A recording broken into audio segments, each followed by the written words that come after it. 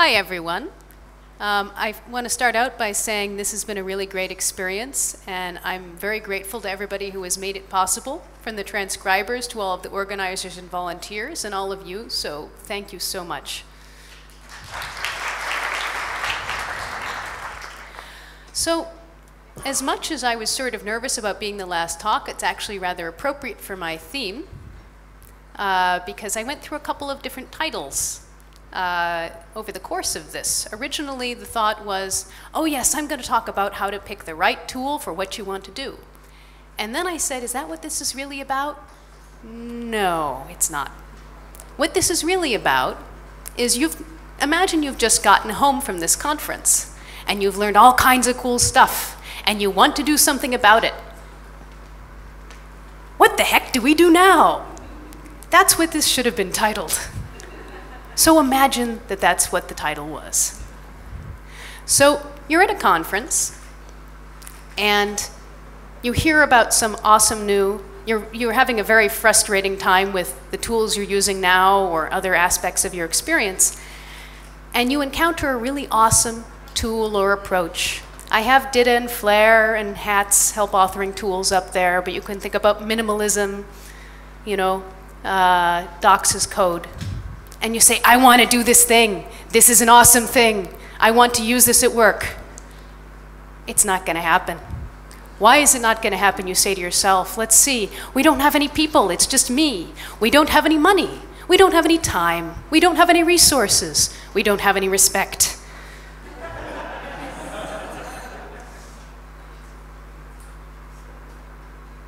Hence my title. So you see, there's this movie from the mid-1980s, and it had a tagline. And the tagline was, there can be only one. The thing is, when you're a technical writer, the reality is the opposite of that. There cannot be only one. So, what do we do now? We breathe. Then we figure out how to push. We figure out how to change things to make things better for ourselves. And something I really appreciate is I feel like all of us speakers here, we've all been talking about the same thing from different angles and giving folks different tools for how to accomplish those things. How to make our docs better, but also how to make us not go crazy. The speaker here, by the way, the person I'm quoting here, by the way, is the activist Valerie Kaur, no relation, in the US. So this is my outline. I'm going to talk about how to assess your current situation. Then I'm going to talk about the very important part of finding other human beings who can help you accomplish what you need to do. And then I'm going to talk about, okay, but how do we begin to push? So, beginning with assessment. And this is where that title you've seen in the paper program came from, the mathematics of choosing a tool, because I got all hung up on the Pythagorean theorem. Kind of like a lot of tech writers and other folks who do technical communication, we find this really awesome metaphor. And then we milk that metaphor, and then we discover that that metaphor has fallen over and died. So I changed the talk a lot after that point. So I did keep, however, this model here, where you have to understand, where are we now? Where do we want to go? Where should we have lunch? No, I mean, what are our processes? How will they help us get from where we are to where we want to go? And what are the appropriate tools to take us there? So tools are still in here, but they're only part of the picture. Your reality is your resources and your operational environment. That can be, it's only me, I'm all alone. There is no budget. Your goals, what do you want to accomplish? But also, the organization you're inside. The CEO, the salespeople, they have goals too. And if you help them understand that you can help them accomplish those goals, suddenly your life gets better. And your processes, how is your work structured? Who is doing what? Last but definitely not least, your tools. What do we actually need them for? What should they be doing? And actually, when I say last but not least, and I'll get back to this later, your tools should never come first. They should never determine the way you work, if you can avoid that. So we'll start with reality. And we'll start with people, because people are the most important component here. You're people, and you are writing for people. So FTE here means full-time equivalent, because sometimes your full-time equivalent is half of an application engineer. I say this especially to those application engineers out there who I know and work with, who spend a lot of their lives in Microsoft Word. How much do they know about documentation and about the technical side of documentation, their motivation? Are they here? Are they in 5 different offices? Has the work all been outsourced? And you're someone working with the folks that it has been outsourced to. That's a different picture. What's the reporting structure? And of course, what are all the points of agony? Without even making lots of notes, but off the top of your head. And who are the stakeholders? Is your leadership open to change, or do they resist? Who are your allies? I'll get into that later. And what kind of power do they have? Because power can be, I can sign budgets. And power can be, I'm best buddies with the guy who founded the company. Those are very good people to know. And of course, if they want something, or they are really annoyed by something, and you can help them get that thing, or make that thing stop, they're your new best friend. Your users can also be your best friends. If you're working in an IT department, the way I do at the moment, then they're internal, but a lot of you probably have primarily external users. If they're really techie, you're going to have different folks to talk to than if they're novices. It's also a question of, do you really have an official user community? Or is it all kind of some forum some guy runs somewhere, or a thread on Stack Overflow? It's different what you need to do, depending on your situation. And if you have a community manager and an actual formal website, wow, you're a lucky person. It's also a question of how much support are you giving them. Is your model, well, we'll charge them for some training, and we'll provide them some really terrible documentation so that they'll give us more money to train them. Well, that's one approach. That's one way people do things. But you have to make that a conscious choice. What's your relationship with your community influencers? Who are your clients? Are there partnerships you're building, or that the leadership of your company are building? This is extremely important, because these folks, if they want something, guess who's your new best friend? Someone who wants something. And of course, look at the support tickets. What are people complaining about? Say, hey, this thing we have 50 zillion tickets about, we can solve them, if you want to, that is. Also, and something a lot of people talk about, keep your antennae in the air. Know what's going on. When something new is happening, that is your moment of opportunity. And there are many different kinds of new. From stuff that's happening in marketing, to stuff that's happening on the business development level, to restructuring, yes, really, to changes in who do we want to sell to. And of course, and a kind nod to Vlad, regulatory requirements, especially new ones. Oh, look, we have to comply with these new things. Maybe we could get a tool that doesn't suck. And then you also have industry pressure, where if you suddenly have a great big new competitor who's giving people really nice materials, suddenly it matters when it didn't matter before. I already mentioned regulatory pressure, but I like to emphasize that because I've worked in some context where it comes up. And of course, what everyone thought of when I first mentioned reality, probably, was the money. Where's the money? Is it in your department? Is it in a project? This goes back to reporting structure, but of course it's not always the same, especially in really complicated, ancient, large, bureaucratic organizations.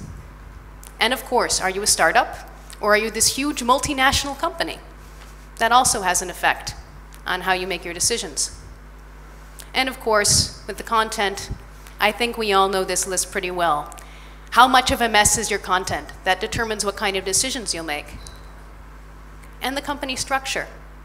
It's a different story, depending on if you're units that operate almost as separate companies or departments. How siloed are you? What are you selling? And where are people using it? That's going to determine your approach to fixing things as well as your tooling. Now I'll move on to goals. Now, obviously, efficiency we're thinking about, because in this situation, there's frequently one or two of us, and we don't have a lot of time. And if you have crappy tools, it takes you more time to do simpler things. There's also the big picture, which I've mentioned several times.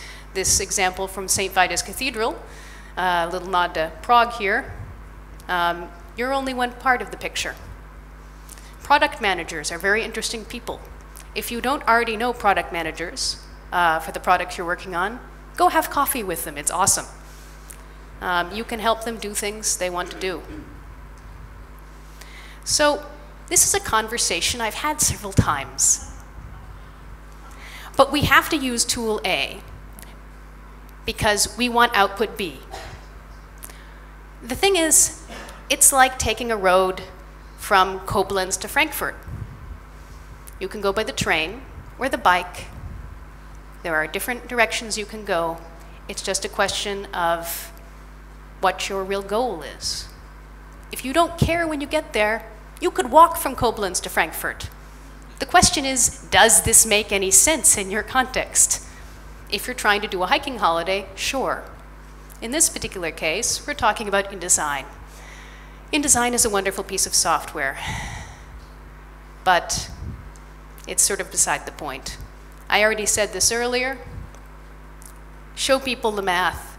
Remind people of the math. Remind people where you're trying to go. This is one of my favorites.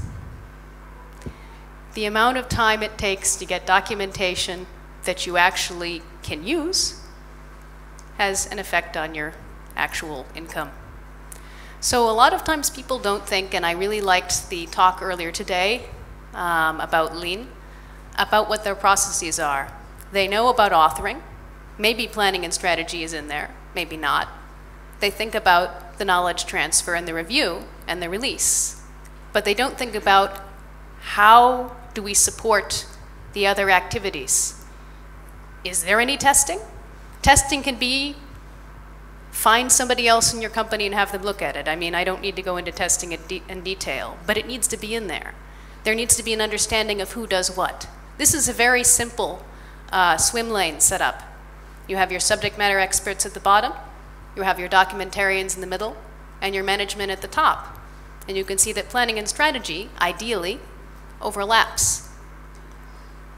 But then when we get to localizing, if we do not have easily changeable documents, and that's also been brought up by several different folks talking about translation, you're going to have issues.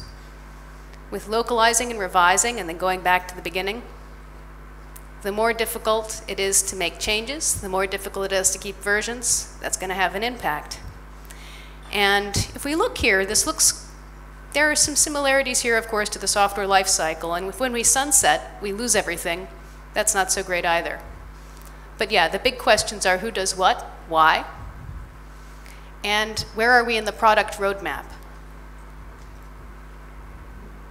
When you get to your tools, again, think about what are the output and input formats we need? Who is using this stuff? How much does it cost?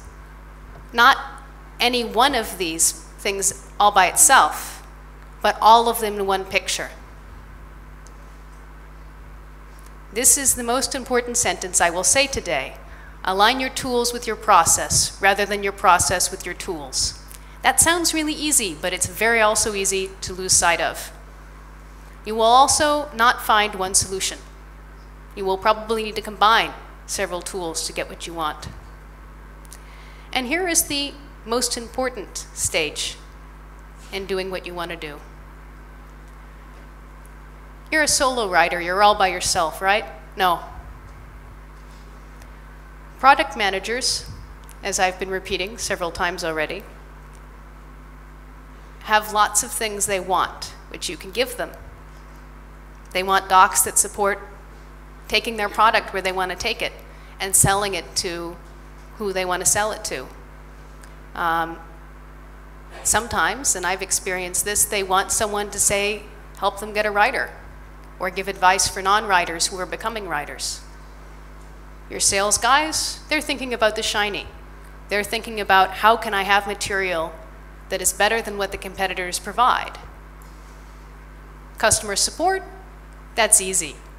So basically, all that stuff that people are bugging you about, don't write any notes, just come and complain at me, because then I will know, just as much as I would know from any report, what I need to be writing about and how I maybe need to deliver it. With marketing, academy. I hear that word a lot for some reason. And it's kind of hard to have an academy if you don't have any content. So again, marketing is your friend.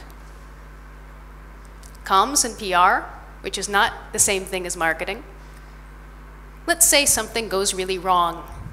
Guess what? You can be their friend. You can help them explain what happened in a way that does not make the company look bad, potentially. Not necessarily, but potentially. And release notes have been touched on in a very, very nice talk earlier today.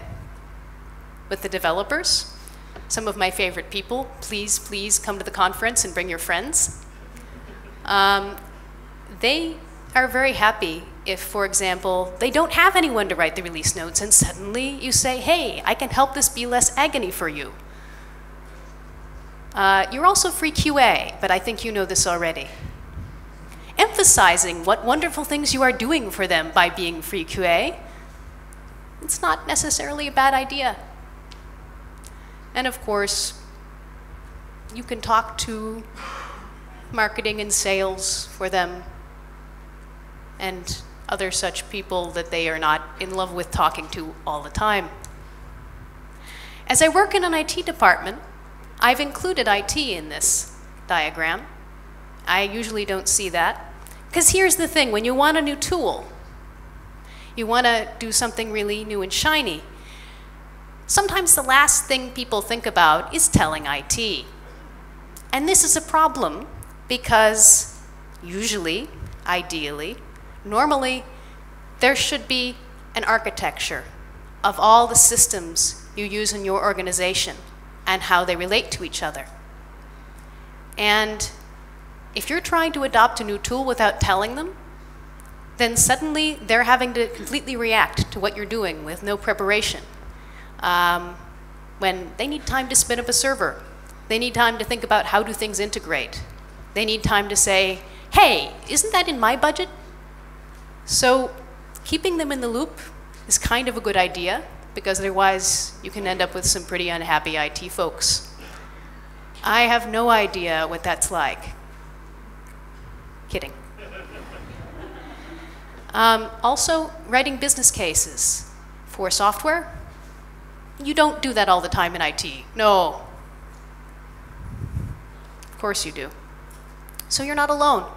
You're the only writer in your 3,000-person company, which is more than 20 years old. But you're not alone.